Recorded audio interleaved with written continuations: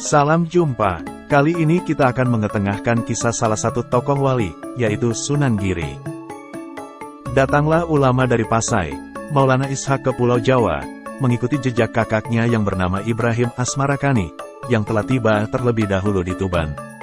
Maulana Ishaq kemudian melanjutkan perjalanannya ke wilayah pedalaman, tepatnya di Blambangan. Saat itu, di Blambangan sedang mengalami wabah penyakit, termasuk yang dialami oleh keluarga bangsawan Blambangan Raden Menyak Sembunyu. Putri dari Raden Menyak Sembunyu, yakni Dewi Sekardadu, mengalami sakit dari wabah tersebut.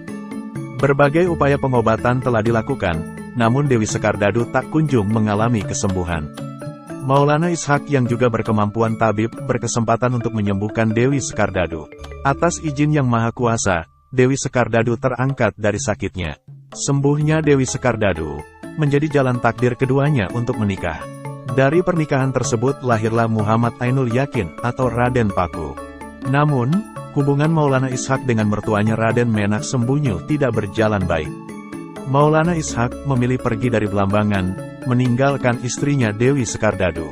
Ketidaksukaan Raden Menak Sembunyu bukan saja terhadap Maulana Ishaq, tetapi juga pada cucunya Raden Paku yang masih bayi. Seperti kisah Nabi Musa, bayi tersebut dibuang oleh Raden Menak Sembunyu. Bayi malang yang terombang-ambing kemudian ditemukan oleh rombongan kapal saudagar Nyai Ageng Pinatih. Bayi tersebut kemudian diasuhnya dan diberi nama Jaka Samudra. Untuk pendidikan agama, Jaka Samudra oleh Nyai Ageng Pinatih dititipkan ke Sunan Ampel. Berjalannya waktu, asal-usul Jaka Samudra diketahui oleh Sunan Ampel. Ternyata, murid tersebut adalah sepupunya. Sunan Ampel adalah putra dari Ibrahim Asmarakandi. Atau, Sunan Ampel adalah keponakan Maulana Ishaq. Merasa cukup menimba ilmu pada Sunan Ampel, Jaka Samudra lalu pergi menemui ayahnya Maulana Ishaq di Pasai. Kepergiannya di Pasai ditemani oleh Sunan Bonang. Diriwayatkan, Jaka Samudra berada di Pasai selama 3 tahun. Setelah berguru pada ayahnya, Jaka Samudra pulang ke Pulau Jawa, kemudian mendirikan perguruan Islam di Gresik. Di Bukit Gunung Sidomukti, Kebomas, Jaka Samudra membangun pesantren di Giri pada tahun 1478. Kemudian Jaka Samudra dikenal dengan nama Sunan Giri. Pesantren Giri kemudian berkembang pesat, memiliki popularitas yang tinggi di kalangan intelektual Islam, sehingga banyak santri yang berasal dari berbagai penjuru Nusantara datang untuk belajar ilmu agama.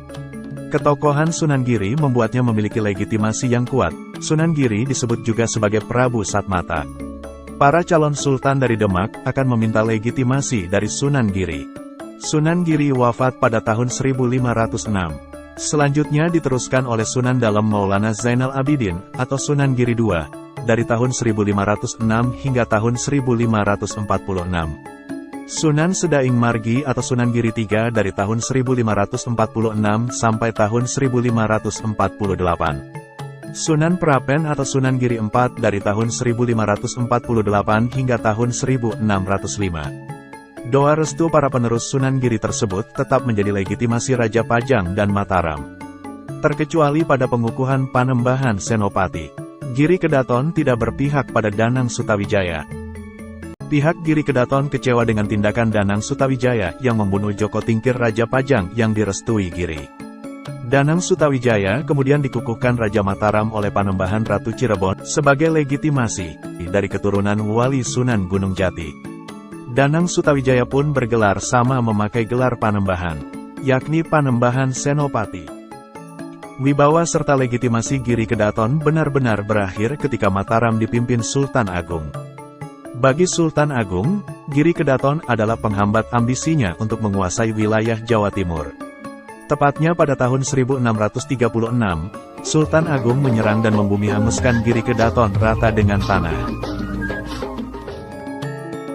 Demikianlah kisah tentang Sunan Giri. Maaf jika ada keliru. Semoga bermanfaat. Salam.